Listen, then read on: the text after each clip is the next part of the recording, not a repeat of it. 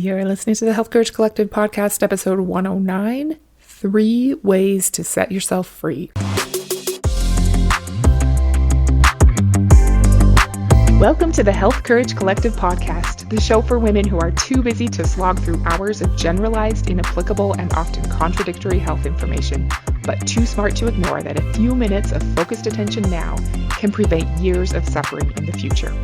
I'm your host, Christina Hackett, a pharmacist who doesn't want you to live on prescriptions, a certified coach specifically trained to maximize your potential, and a compulsive learner obsessed with preventative, cutting-edge, holistic, and integrative medicine. I'm on a mission to increase your physical and mental resilience so you can fearlessly look forward to your next 40-plus limitless years. Your time is now. Let's go. Hi there, and welcome to another episode. I think you are so fantastic for being here. How is your progesterone? I think it's such a high leverage thing to optimize. It really has broad effects and is often looked over as a way to give your body what it needs to thrive. Have you checked out my Udemy course, The Basics of Bioidentical Hormone Replacement Therapy? If that's a subject you want to learn more about, you should totally check it out. I worked hard on it, so I hope that you like it. Today, we're going to talk about 3 ways to set yourself free. This comes from a concept I got from my heroic mentor, Brian Johnson, which he got from his heroic mentor, the great Phil Stutz. If you're thinking of something that will set you free, what comes to mind? For me, it's the truth, because people are always saying that the truth will set you free. Maybe. First, I guess we need to know what freedom means to us. For the sake of this episode, I'm defining freedom as the way the Oxford Dictionary does, which is the power and right to act, speak, and think as we want without hindrance or restraint. Freedom to me is the ability to choose, to have true options and not be enslaved to anyone or anything, to be able to go where you want to go and do what you want to do, to become whoever you want to be and help whoever you want to help. So aren't we already free to act and think as we want without hindrance or restraint?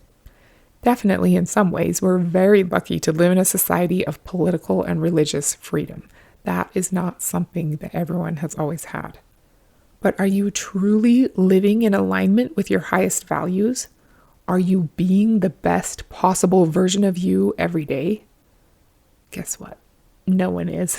We're supposed to have a gap between who we're capable of being and who we're actually being. But our journey here is about closing that gap a little bit more every day. That's where our greatest satisfaction comes from.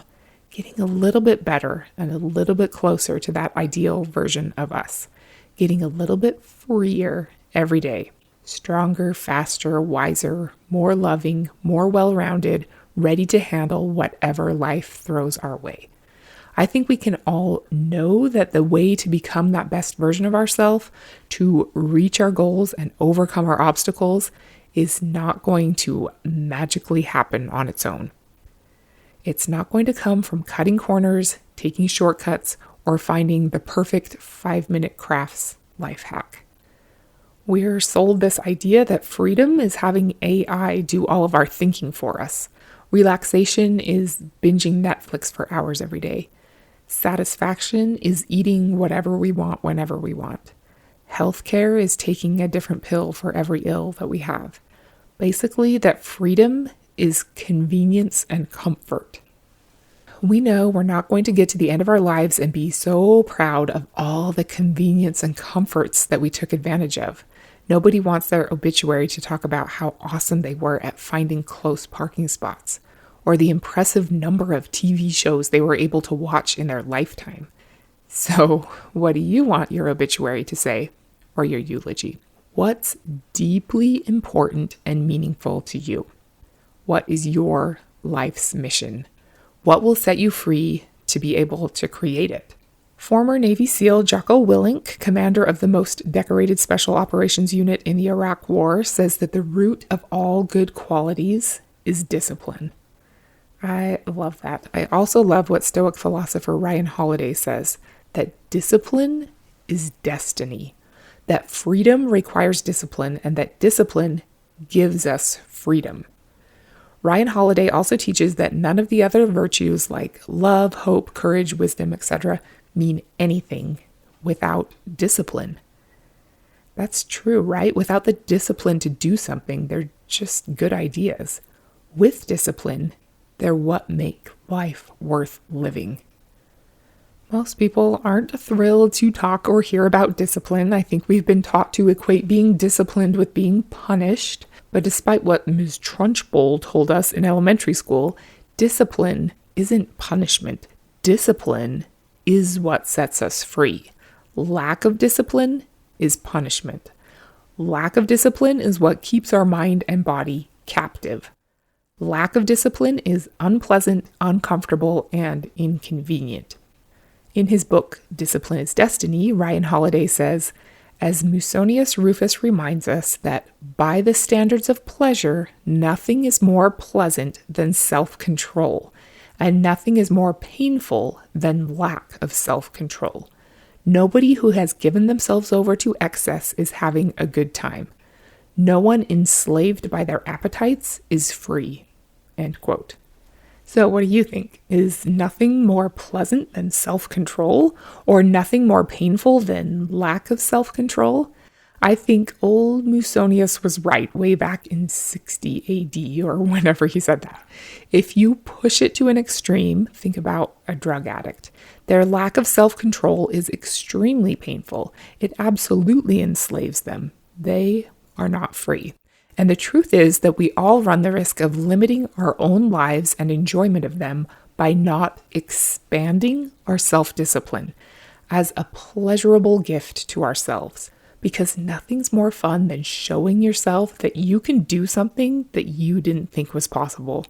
It is so great.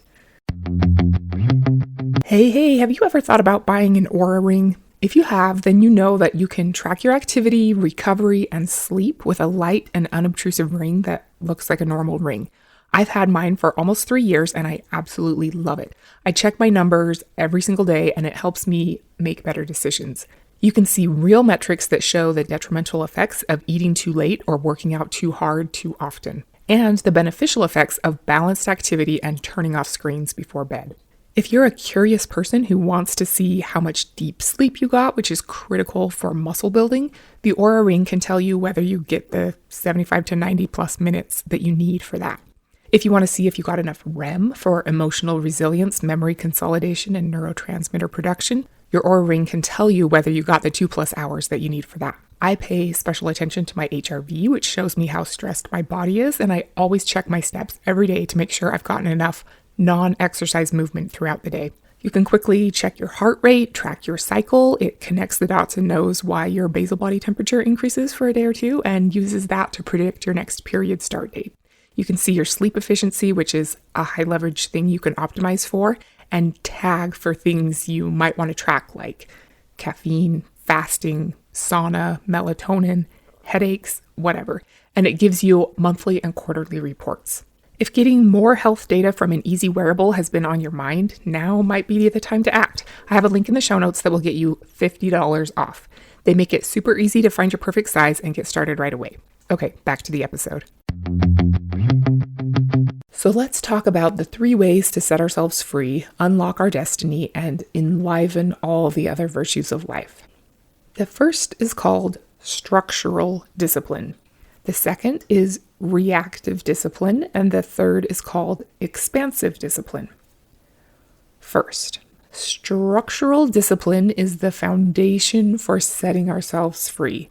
It's the structure or the protocol that we set for ourselves. This is why it's so important to have a routine and basic ground rules for how we execute life. In his book, Infinite Self, Stuart Wilde says, "Looking around at our Western nations, you can see that the quality of people's lives is going down the tubes. They're getting worse and worse, sicker and sicker. So you've only got 2 options. You can sit around and get physically and emotionally ill, or you can do something about it. You will have to act to change things. You make the first move. Spirit never comes down to fetch you. It doesn't wander around saying, 'Anybody here want to get realized?' Anybody need to transcend? It's not whistling in the marketplace trying to drum up business.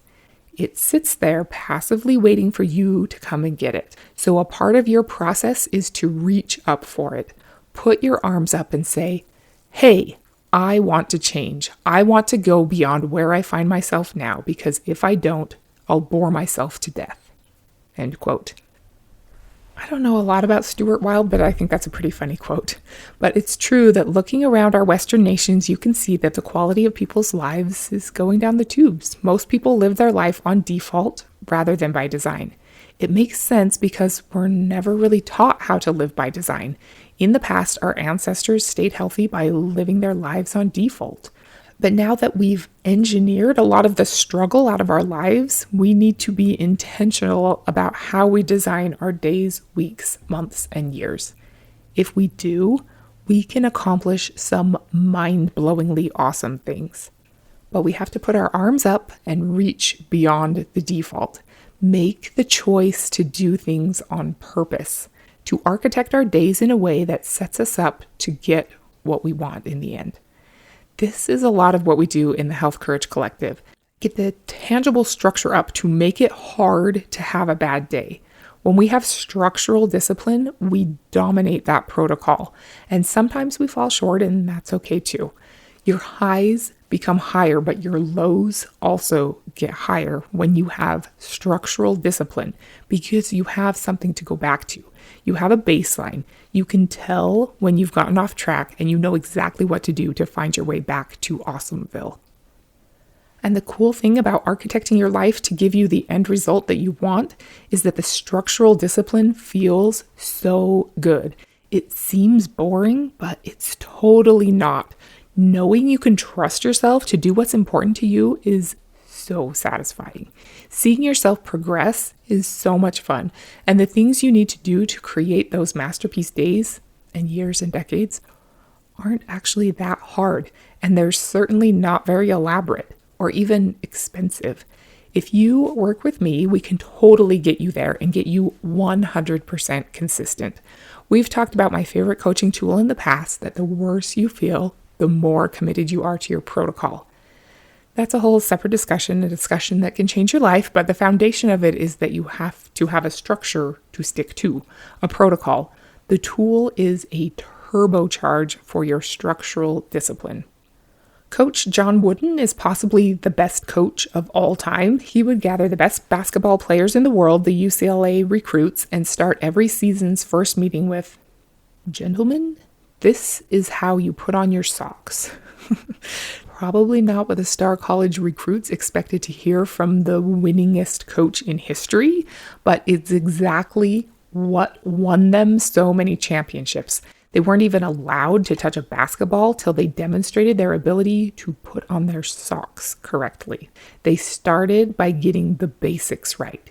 If he knew that they took the time and had the discipline to always put their socks on correctly so they wouldn't get blisters or other messed up sock problems, then they had a solid foundation to build on. Socks. It was a checklist item for them. There's an awesome book called The Checklist Manifesto by Atul Gawande. He's a practicing physician trying to improve the healthcare system from within, which I think is awesome. He has several books, but in this one he says, the fear people have about the idea of adherence to protocol is rigidity. They imagine mindless automatons, heads down in a checklist, incapable of looking out their windshield and coping with the real world in front of them. But what you find when a checklist is well made is exactly the opposite. The checklist gets the dumb stuff out of the way, the routines your brain shouldn't have to occupy itself with, and lets it rise above to focus on the hard stuff. End quote. That's such an awesome way to think about structural discipline, or rituals or routines or whatever you want to call it. It's not only a home base and a place to return when you start sliding off course, but a way to automate the boring stuff to make your life more exciting and engaging. It's not a never-ending, grueling, rigid, boring focus. It's a way to allow your focus to rise above the boring onto the compelling things that make life truly exciting. All right, so that is structural discipline. It really does set you free. The next way to set yourself free is reactive discipline. This is what it sounds like. No matter how great your structural discipline is, new stimuli will pop up in front of you that will require some sort of reaction from you. Stephen Covey likes to point out the breakdown of the word responsibility. We have the ability to choose whatever response we want. Some responses certainly seem easier or more automatic than others, but it's always up to us. It's his number one habit of highly effective people, being proactive, taking responsibility for your actions and your life. Ryan Holiday says it's the easiest thing in the world to respond to intemperance with intemperance. We must remember someone else's lack of self-control is not a justification for abandoning our own, nor is it a good look or a recipe for success and achievement, end quote. It's so easy to blame our bad behavior on someone else's bad behavior, or our poor choices on our suboptimal circumstances. Viktor Frankl, who was in pretty much the worst circumstances of all time, a Nazi concentration camp, says that between a stimulus and your response, there is a gap. Our freedom, power, and effectiveness exist in that gap. So that's why it's the second way to set yourself free. Stepping into that gap between stimulus and response allows you to make any situation and your entire life whatever you want it to be, regardless of the circumstances. It requires practice, and you're not likely to respond perfectly every time. But if you find yourself challenged by a less than awesome circumstance and you can step into that gap and choose a better response sometimes, you are on the right track. You're setting yourself free with reactive discipline. It takes practice and trial and error like everything else. One great way to get better at reactive discipline is to set up your algorithms ahead of time.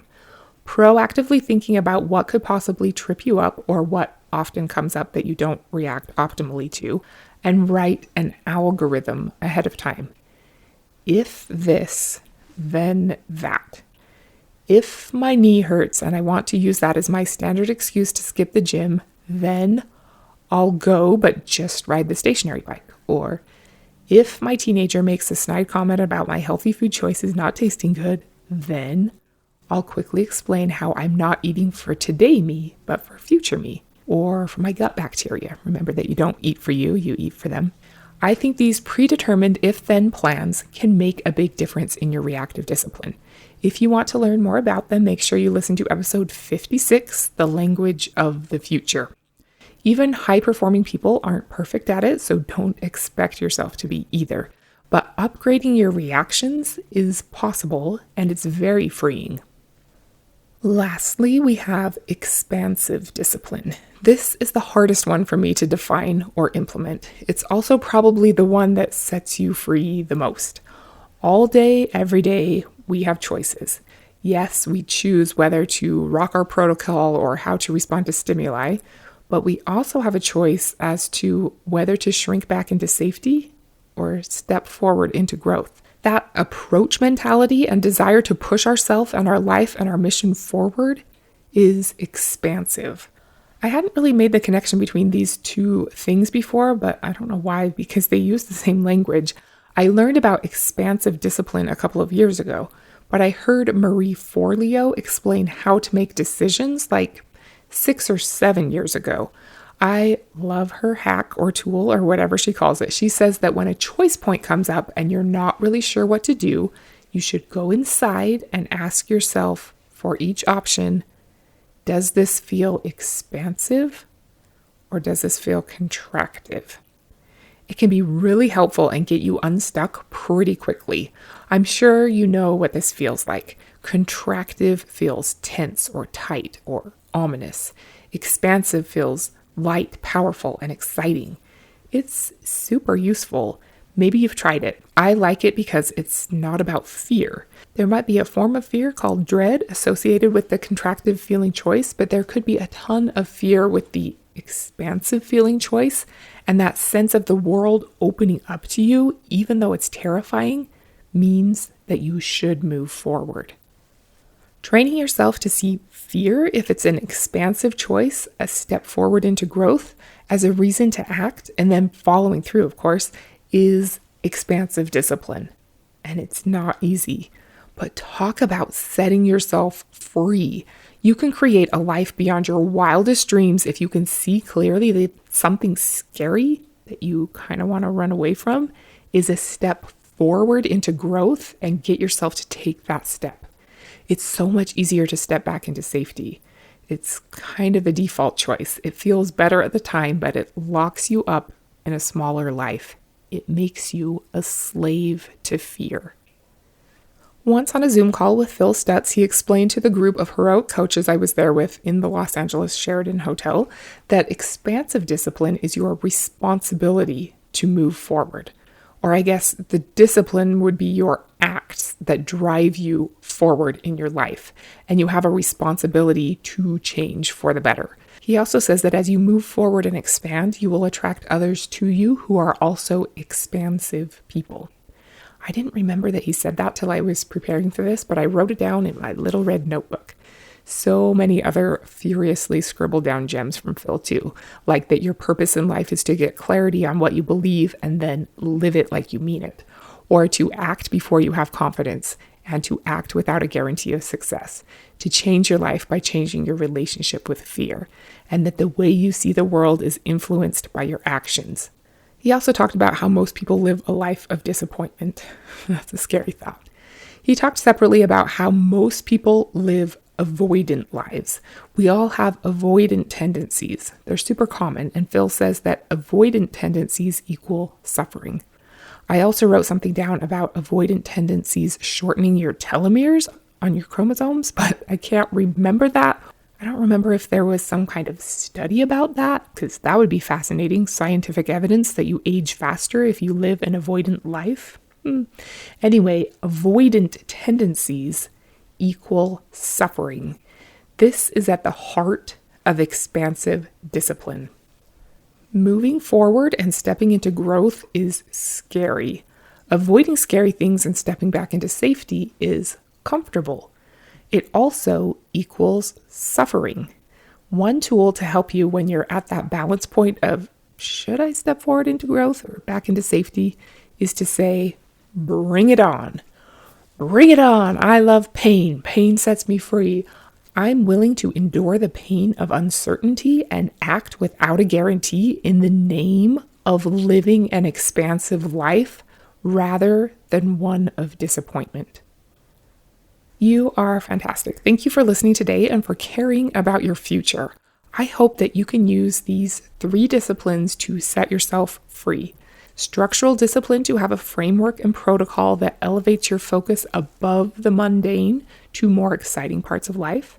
Reactive discipline to step in between stimulus and respond on purpose rather than impulsively react.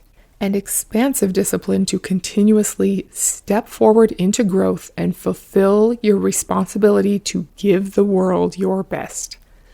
I'm going to end with a quote from Stuart Wilde. It feels kind of off topic, but maybe you'll like it or maybe you'll hate it. Either one is fine with me. It's a little harsh. I'd advise you to start small with whichever discipline you're looking to work on, but if you have no idea where to start, maybe you can start with tidying up. Next week, we're going to talk about the hardware of your soul. Until then, set yourself free and don't be normal. Okay, here's what Stuart Wilde said. Another discipline I have found particularly important is to establish order in your life. Messy surroundings and an untidy life reflect a weakened metaphysical and psychological state. If you are powerful, you will dominate your life. You will find time to clean up and order things, and you will want to do that as part of your personal discipline. Mess is the external manifestation of the ego's disquiet and laziness. Through mess, the ego exercises control over you. It's the brat within, obsessed with self, waiting for its mother to pick up after it. Or sometimes the brat from hell is just too important and special and full of itself to do mundane stuff like cleaning up and washing dishes. All the more reason to give it a whole pile of stuff to polish and clean. The more you accommodate the brat, the more it will make your life a misery. Make your life as immaculate as possible and keep things zen and neat. Order helps you feel confident. Life becomes a prayer rather than the chaotic manifesto of an immature mind. The effort it takes to establish order is recouped in several ways. As an affirmation of control, it helps you feel more secure. It allows for a better flow of ideas, and most importantly, you don't waste energy hunting for things, stepping over a dead horse in the hallway every time the doorbell rings. End quote. Thank you so much for tuning into the Health Courage Collective podcast. I am truly honored that you have paid me the enormous compliment of your time and attention. I would be so grateful if you would share this podcast with someone you know and subscribe so you never miss an episode. This podcast is for entertainment and information purposes only. Statements and views on this podcast are not medical advice. This podcast, including Christina Hackett and producers, disclaim responsibility for any possible adverse events by use of information contained herein. If you think you have a medical problem, consult a licensed physician.